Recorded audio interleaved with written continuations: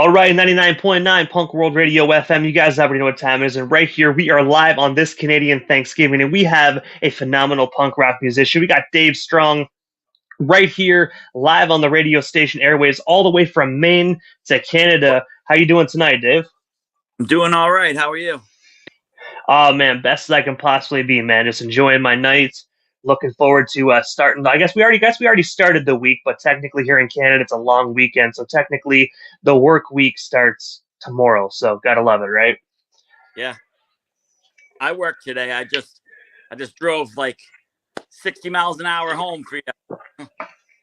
Hey, well, you know what? I got to say thank you for just doing that and making it for this interview, man. I've been super stoked to chat with you, but I know you are a busy man. I want to make sure you can kick your feet up, after a long day's work. So I ain't gonna keep you for too long, man. But I got to take you back to the very beginning of Dave Strong of your musical journey, man. I got to ask, what actually sparked your passion for music, and what made you decide to pursue music in general? Yeah, that's a good question. So I have always, since I was liked music, different types, thing from like the Beatles to like the Ramones stuff. And when I was like 14, I got a guitar and I couldn't play the chords or anything, but I learned how to play. I think it was "Smells Like Teen Spirit" or something like that from Nirvana, and it was off and running from there. And I just loved music and loved playing it. I played back up in a couple bands and like played guitar and drums and bass in other people's bands, and it's really fun. But when COVID hit, I was like, I have a few songs, and some of my friends and family were pushing me to just like record some of my own stuff. So I said, "What the hell? Might as well go do it." And I did, and it really worked out for me. And I read this on Discogs, and I know you as a musician, Discogs because sometimes anybody can edit it or anything like that. So this question is too good. It's too good not to bring up, man. But I read that on Discogs in 2009, you had the opportunity to do backup vocals on the Cryptics' debut self-titled album that ultimately got released way back. They got re-released October 18th of 2018. I gotta say, looking back to 2009, man, what was it like actually working alongside the Cryptics and actually being a part of their debut album? It was super cool. I remember that actually because I'll rewind it a little bit. The reason why I was hanging out with Tino from the Cryptics is he's from Dover, and he asked me to play in a band called Wimpy and the Cryptics, which is Wimpy Rutherford from the Queers, like the original lead singer of the Queers. And he just asked me to play bass on it. And it was like all original Queer songs. We did a few Ramones covers and a few of the Jabbers covers because Wimpy sang for the Jabbers for a stint in the middle 2000s. So I was practicing with him, and we were doing some shows, and that's kind of what locked me in to go into the studio and do gang vocals on that album. I think they re-recorded it and re-released it. I think that's what they did. When they re-recorded it, did they ask you to come back and do background vocals again in 2018, or were you only a part of the original recordings, the original masters in '09? No, I was doing both. I was on both of them. They That's did it. badass, man. Yeah, they did it at what was it called? It was in Portsmouth. They did it in a studio in Portsmouth. The Electric Cave, that's what it's called. Yeah. That place is epic. Joe King from the Queers owned it for a little bit. Jim Turney ran it for a really long time. They did a lot of Lookout Records full releases, and Joe King did a More Bounce the Ounce double 12-inch that like some of my favorite bands are on it. The Lillingtons, when they just came out, recorded there. It was nuts. Portsmouth has a sweet history when it comes to music. So anytime I'm asked to do anything in that studio, I'm like, yeah, man. Oh. And I gotta ask, man, before we move on the topic of the Cryptics, was this the only time you had the opportunity to work with this legendary band, or were you actually a part of other additional albums as well? I was only on. Well, yeah, I worked with Tino on a few different things. Always his creation. I'm just kind of a part of it for the ride. So for the Wimpy and the Cryptics, I we did a bunch of tours. We toured like Seattle to San Diego. Um, my daughter, my youngest daughter Ellie, is in his video for oh, what is it, like Nightstick? I don't even know the name of it right now off the top of my head, but my youngest daughter is in his music video for one of his songs. And So yeah, also, as well, you were actually. Oh, my apologies, Dave. Go ahead. My apologies. yeah. So me and Tino just we kind of go way back a little bit. That's it. But also, as well, aside from that, you also are one third of the punk rock band The Guts. I was wondering, what is the story actually behind the formation of that band? And of course, how did you meet the other two members of The Guts? That's funny too. Like, so I know Jeff Palmer for a long time. He and I went to middle school together. Like he lived in Greenland. It's funny. He was born. He was born in the same hospital I was born in, Melrose Wakefield Hospital. And then I I met him in fifth grade. And then he was in a band called the Twits, and I was in a band called the Pinheads with Nick Doyle, who the original Guts is Ben Rand, Nate Doyle, Rick, and Jeff.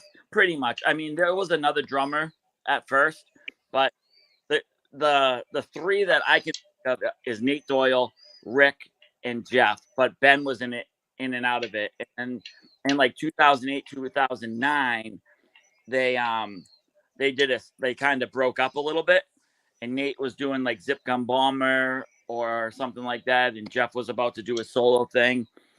And I got the opportunity. I was in a band called the Trailer Sluts, where I played drums, like a really kind of hardcore punk band, and Jeff was playing guitar in it. So we would stay after practice, and I would jam Gut songs with him. And then that led to me going over and playing acoustic guitar with him and doing some like solo stuff with him. But yeah, he brought me and this girl Jen to Sonic Iguana Studios in Lafayette, Indiana, where like Philip Hill from the Teen Idols, he recorded us and he produced it in Mass Giorni. He's like a superstar. He was in Common Rider. He like recorded the Screeching, like Mike Durant from Screeching Weasel and Green Day. Like he recorded some of those sick Lookout records things that I really, really loved. So wasn't original. I was not an original member of the Guts, but I was in the last formation of it. And yeah, Songs of Freedom. We recorded like a really cool professional album, and it was really fun for me. And that kind of kickstarted my whole like solo thing too. You know, it lit a fire under my butt to like, you know, pursue music and have some fun with it. Because Jeff's like one of those guys that I really respect in music. He does it. He writes great songs, and yeah, he's a good friend. So I got to thank him for like letting me tag along and learn the ropes with him. That was cool. And I gotta say, Songs of Freedom, man, such a legendary album. I still remember the song Useless Fuck. Yeah. Literally one of the best songs off that album, dude. Oh, it's so awesome. That have you ever heard of the band The Useless Fucks? I have, yeah. So that was this guy Dave, this guy Pete, and this guy Roger from Portsmouth, New Hampshire. Like they were all in Portsmouth High School with us, and they like had 3-chord poppy punk songs, you know, like Frat Boy, Frat Boy, Frat Boy, Fuck You, and like these other ones. And then I think Roger quit, and Jeff joined the band and played drums in it. And then Jeff, I don't know if he moved to guitar, so they had two. And then Rick joined the Useless Fucks. So, and then Jeff and Rick were in the Queers together too. So those two are like a crazy power team. You know, they've been in a bunch of bands together. They were in the JJ Nobody and the Regulars and stuff. But yeah, that's a little backstory about that song, Useless Fucks. It's a useless fuck song. It's awesome. And also, you were at one point, because I know you were signed to a lot of labels throughout your amazing career, but one of them you were also signed to Feral Hive Records. I was wondering, what is the story actually behind that record deal? And of course, how did you ultimately get discovered by them? That is yeah. So he's out of North Carolina. So I was playing an acoustic show in Portsmouth, and him and his family were coming up to Maine. And so that's Nick. His name's Nick. And he is in Worthington Law. So what happened was he came down to Portsmouth with his family. We had breakfast. It was really cool. And then he came to one of my shows that I did, like an intimate acoustic show in my hometown. And we just kind of talked back and forth on the phone a little bit. And he was talking about doing like a split series with like square 7 inches with like two different bands on it. And I was like, hell yeah, man. I really like his music and he's a cool dude. So so that's kind of how that happened. I was like, yeah, I have 2 songs. I just recorded them and let's do it. And it sold out. It sold out fast too. That 7 inch was the first one he sold out. And I don't know if we're going to do a repress or anything, but super cool. Yeah, I mean, you can never go wrong with 7 inches, man. Vinyls have been making one hell of a huge comeback for so many years, man. It's almost like we're back in the '70s, man. Like vinyl's hot. It's Yeah, weird. man. I'm still a CD guy, dude. So when I see like stores taking CDs off the shelves and no longer selling them, but yet right where the CDs are, there's vinyls. It's like, shit, man. This is, I'm a DJ, man. So obviously I like records, but I like being able to be in the car and listen to it in the car and whatnot. You can't bring a record player in the fucking car. I mean, you can try, but I mean, every tiny little bump, bro, it's just not going to work out very well for you. That's the only in the car is when I like utilize my digital services, But yeah, I mean, I have a CD of, let's see, it's this one. It's from this record. It's my first record. It's called Dave Strong Self-Titled. The record is out on Fameless Records out of Philly. And then this is just a label records, or this is just a record label. I think this is just a record. This is just a label records out of Pennsylvania too, in Ohio. Mike's from Ohio, and John is from Pennsylvania. If I got this right, sorry guys if I don't. That's where when I saw that you had Youngstown, that's where my CD's out of. Their label is from around that area, so you can go on the Bandcamp. This is just a record label Bandcamp, and they still have physical CDs of my first one. And when I put out the next one, I'm gonna do a CD too with them because they did my CDs and tapes. The tapes sold out surprisingly, and we've done a few. We just do short runs of CDs, so when they run out, we're like sold out for a week, and then we press them again, and then they, because those are easy to make.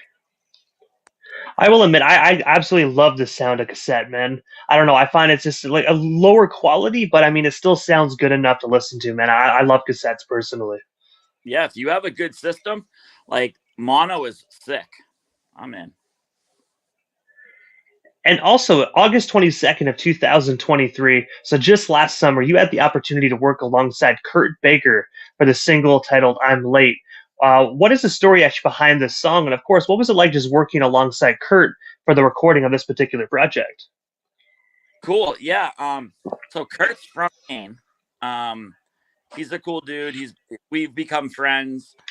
Um, I played over in Spain. He lives in Spain now, but I played over there a couple times. I played over there once. I went over with Jeff, and Kurt was so gracious to be our tour manager. So ever since then, he comes back and forth from Spain to Maine, and we've become friends. So that song, "I'm Late," I actually wrote I started to write in like 1997. The beginning of that song, and it was on a record called "Run to the Litter." That it's like a Boston compilation. They did 5 different ones in the late 90s, and mine was on "Run to the Litter 4," and it was "I'm Late." It's just like a 3-piece. It's funny, I recorded it at that studio in Portsmouth that we talked about earlier with Tino. But I was like, I was cleaning out my car and I found the CD and I put it in and I was like, oh my God, the song is so great.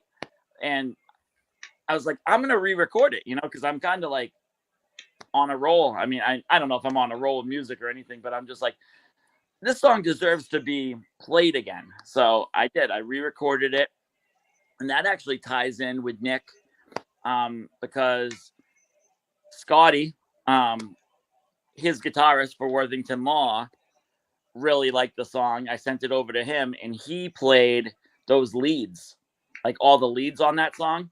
You know, it was just pretty much bass guitar, drums, and then he does the part that's like, and it's really cool. And then, yeah, I recorded that one in Peabody with this guy, Tom Hamilton, and we kept throwing things at him. And I just was like, "Hey, Kurt, do you want to sing on this?" And he was like, "Sure, man." And he was in Spain, actually. I'm pretty sure he was in Spain. I sent it to him, and he just we filed me his verses and stuff, and he really cool. It was like a cop chase, or like he did these funny little things like, "Why you gotta be so lazy all the time?" or "Hey man," but like, it was really cool, and I liked it because I haven't ever done anything like that, and everything he touches is fucking gold. So, you know, he's one of those songwriters that I look up to too, because he's right from Maine. He's worked with Bowling for Soup. He's worked with I don't know. I could go on about Kurt for days. He's the best. But yeah, when push came to shove, I was just like, "Yo, Kurt, you think you want to sing on the song or do anything like that?" And he said, "Absolutely, I'll do it for you, man." And then he did it, and it sounded great. And Scotty did something really cool, and it sounded great. And then Nick put it out, and it was all like, a full circle of awesomeness. And when you said you actually recreated this song, which was originally a mid to late 90s song, was it hard to actually capture that original sound in the studio in 2023, or did that song just come back to you naturally 20 plus years later? Good question. It did. It came really naturally to me. The funny story is I recorded that as it was one. I recorded 4 songs in Peabody, Mass, with this guy Tom Hamilton, who actually recorded the very first Lemonheads album, "Hate Your Friends." Oh, sick. At first I thought I was going to be sitting down with the guy from Aerosmith, Tom Hamilton, but it wasn't. It was a Tom that did the production for "Hate Your Friends," which was still super cool. So that in itself was friggin' awesome. And then that was like, I think I did "I Hate Mondays," "Where I Should Go," "Being Around," because I wanted to do a Lemonhead song with them. And then "I'm Late." "I'm Late" came so naturally. It was beautiful. It was great. That song, I don't think we could have done any better. It was so good. And also, September 10th of 2024, so just last month, you actually released your most recent single titled Puddle Hop. I was wondering if you can actually just tell us a bit more about your most recent single, and of course, where can we stream or purchase ourselves a copy of this killer single today? All right. So this is the 7-inch, actually. I don't know if I got it right, but got like "I Hate Joe King's Roommate," "Puddle Hop," and "I Want to Know." So all 3 of those songs are streaming on Apple Music and Spotify, Deezer, and Amazon Music, and all those things, like all those streaming sites, YouTube and stuff. But if you want to, we have some of these 7-inches. We pressed 100 of them. We have about 40 left. We sold a lot in the last week. And I want to try to take some to Germany, but hey, if I sell them fast enough, I'm not going to bring any to Germany. But yeah, I've got some. You can DM me, or you can go to Critical Mass Music. That's who put it out. His name's Chris. He's a great dude. And yeah, it's Critical Mass Music. I can send you the link. I might have sent you the link, or I can put it up or something. And also, as well, next week, Monday, October 21st, so less than a week away, you'll be playing at Stuffy Records alongside Stress Balls and many other bands. I was wondering if you can actually tell us a bit more about next week's show. And of course, where can we actually snag ourselves some last minute tickets if there are indeed on sale or still available? Yeah, I mean, I think there's still tickets. I'm not sure. It's at so I think it's at the Jungle. I think we're playing at the Jungle is the name of the place. It's like a small like underground club in Cambridge, Mass, or Somerville. Maybe it's Somerville, Mass. I've never played there before, but the guy from the Stress Balls has become a good friend of mine, and he asked me if I wanted to play it, and I'm going to do an acoustic set. So next Monday, yeah, I'm going to play it. I think the music starts at 8. Just show up to the Jungle, and we'll get you in. You got my word. I'll get you in if you show up to the Jungle. And I have to ask Dave, what is next for you, man? Because I do know we there. I do know we only covered like 1% of your amazing career here this evening on the radio station airwaves. But is there anything we happen to miss during this evening's interview? Anything else you do still want to touch on, talk about, or promote? We still got you here live on 99.9 tonight.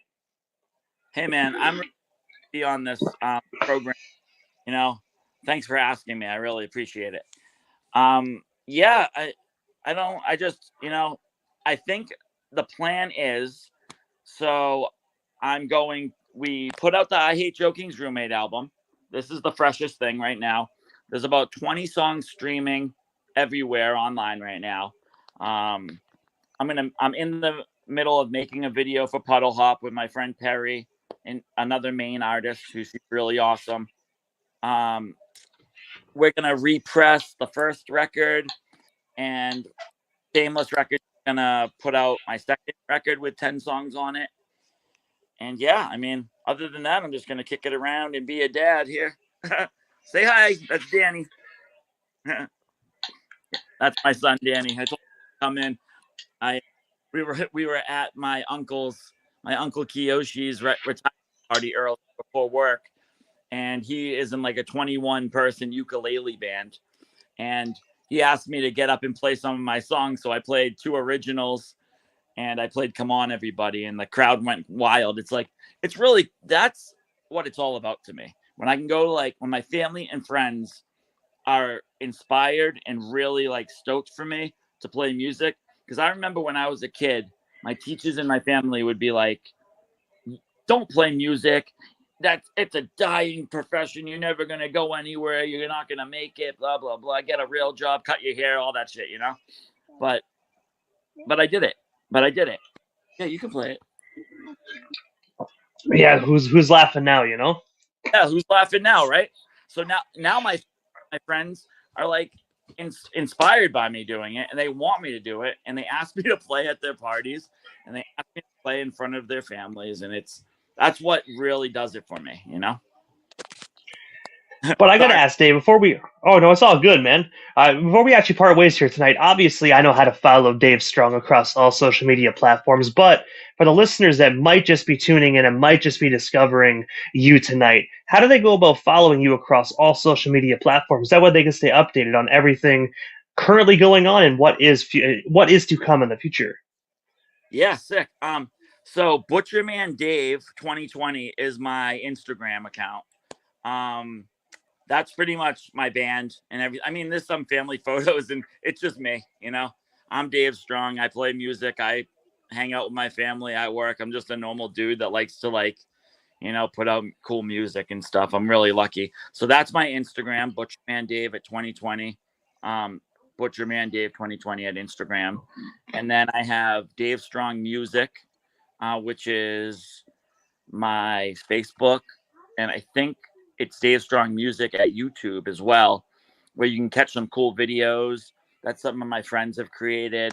One of my friends in Brazil made a video for One Good Reason. Perry, I was talking about earlier, made a couple of videos, and she's making Puddle Hop too. So, I mean, I really just like to keep it in, like, I like to have my friends and family included in everything that I do, because music is love, and that's what it's about, man. As much as you can spread, if you're spreading the word of love, and people are not going to hate you, you know what I'm saying? It's cool. Hey man, 4 words: punk rock is unity, man. Best 4 words there is. Punk rock is unity. Yes, sir. Cheers. But I gotta say, Dave, cheers, brother. But yeah, definitely, Dave. first and foremost, thank you so much again for your time. It was such an honor to speak with you. Hopefully, down the line, we can make this happen again sometime soon. But for now, man, definitely have yourself a phenomenal night and a kick ass week as well, man. We definitely shall chop it up here again soon. Absolutely. Thank you so much. Have a great night.